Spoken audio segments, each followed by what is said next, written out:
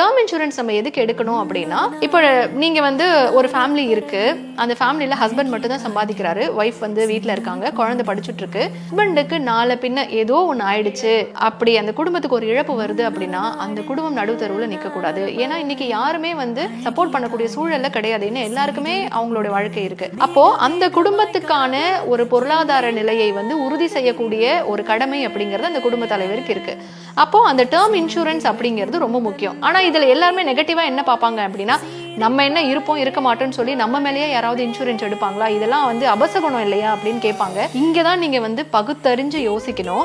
இப்போ நம்ம வந்து வண்டிக்கு இன்சூரன்ஸ் எடுக்கணும். வண்டிக்கு எதுக்கு எடுக்கிறோம்? நம்ம வந்து எது ஆயிடுச்சுன்னா என்ன பண்றது, நம்ம வந்து வண்டி நம்ம எடுத்த உடனே வண்டி ஆக்சிடென்ட் ஆயிருமா என்ன, காருக்கு எதுக்கு வந்து இன்சூரன்ஸ் எடுக்கிறோம்? ஸோ வந்து ஏன்னா நம்ம கொரோனாலாம் பார்த்துருக்கோம், ஒரு லைஃப்பை எப்படி வந்து சேஞ்ச் பண்ணியிருக்குங்கிறத உணர்வு பூர்வமாக நம்ம நிறைய ஃபேஸ் பண்ணியிருக்கோம். அப்போது நம்ம நம்பி ஒரு மனைவி இருக்காங்க, குழந்தைங்க இருக்காங்க அப்படின்னா அந்த குடும்பத்துக்கு வந்து நம்ம பாதுகாக்கிறது, அந்த குடும்பத்துக்கான பொருளாதார சுதந்திரத்தை உறுதி செய்வது, நம்ம இல்லைன்னாலும் நம்ம அந்த குடும்பம் நம்ம இருந்தபோது என்ன லைஃப் ஸ்டைலில் இருந்ததோ அதே லைஃப் ஸ்டைலை கடைசி வரைக்கும் அவங்க ஃபாலோ பண்ணுறதுக்கான ஒரு பொருளாதார விஷயத்தை வந்து உறுதி செய்யக்கூடியது அப்படிங்கிறது அந்த குடும்ப தலைவருடைய பொறுப்பு. அப்போ வீட்டில் சம்பாதிக்கக்கூடிய நபர்கள் டேர்ம் இன்சூரன்ஸ் கண்டிப்பாக எடுக்கணும். இது ஒன்று.